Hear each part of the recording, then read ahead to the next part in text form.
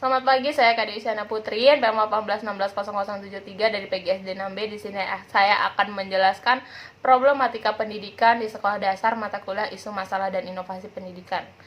Pendidikan di Indonesia nampaknya sedang banyak mengalami perubahan yang cukup signifikan di berbagai bidangnya. Hal tersebut terlihat dari pemakaian teknologi secara komprehensif, juga sistem belajar yang telah banyak bertransisi ke dunia online. Artinya, pendidikan bersifat dinamis, serta tidak dapat dipungkiri bahwa dunia pendidikan saat ini akan lebih fleksibel dan mudah, sehingga dapat meningkatkan mutu intelektual anak atau peserta didik, bahkan masyarakat umum. Pendidikan saat ini lebih diarahkan pada pola pendidikan yang lebih modern, di mana anak atau peserta didik tidak perlu lagi belajar di ruangan.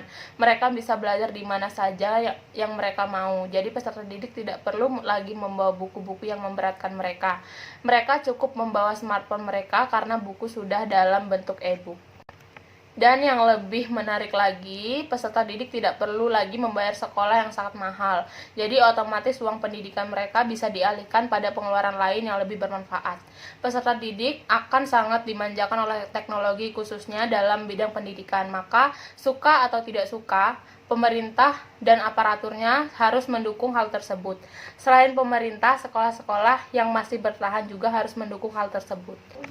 Namun berbeda ketika kita memilih sisi yang lain, sungguh begitu bertolak belakang, yaitu jika melihat lebih mendalam akan kondisi keseluruhan pendidikan yang ada di Nusantara ini, banyak ketidakmerataan dan jauh dari kesan maju atau dalam hal pendidikan. Hal tersebut terlihat dari sekolah yang jauh dari kelayakan, kondisi sekolah dan sebagainya.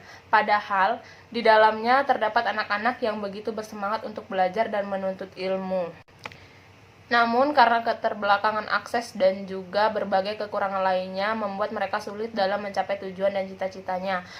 Alhasil mereka akan jauh tertinggal dibanding anak-anak yang mengenyam pendidikan di kota yang umumnya sistem pendidikan lebih mumpuni. Maka dari itu, terkait persoalan mutu pendidikan di Indonesia diantaranya adalah keterbatasan akses pada pendidikan, jumlah guru yang belum merata, serta kualitas guru itu sendiri dinilai masih kurang.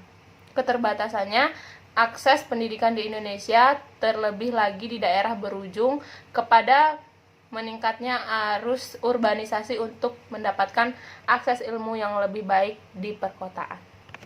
Di sisi lain, kasus putus sekolah anak-anak usia sekolah di Indonesia juga masih tinggi. Berdasarkan data di Kemendikbud 2010, di Indonesia terdapat lebih dari 1,8 juta anak setiap tahun tidak dapat melanjutkan pendidikan.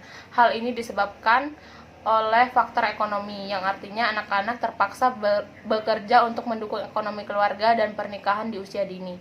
Kemudian dalam hal ini pemerintah juga kurang aktif dalam menyelesaikan masalah pendidikan, sehingga masalah ini menjadi masalah yang cukup besar karena sampai sekarang belum ada penyelesaian problematika pendidikan yang efektif.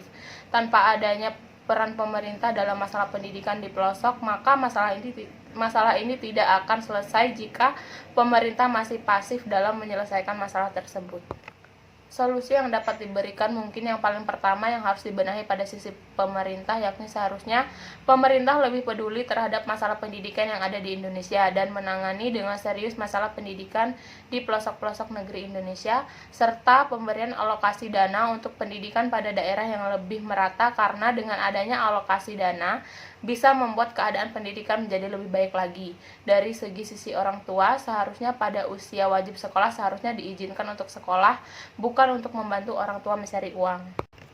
Mungkin boleh membantu mencari uang, tetapi dalam catatan tidak mengganggu aktivitas anaknya dalam sekolah. Bukan hanya pemerintah saja, kita juga bisa membantu untuk meningkatkan pendidikan di Indonesia dengan cara menyumbang, baik dalam hal materi, contohnya kita dapat menyumbang uang dan alat tulis maupun non-material, serta memberi penyuluhan betapa pentingnya pendidikan untuk membangun semangat anak-anak yang di pelosok untuk tetap terus bersekolah.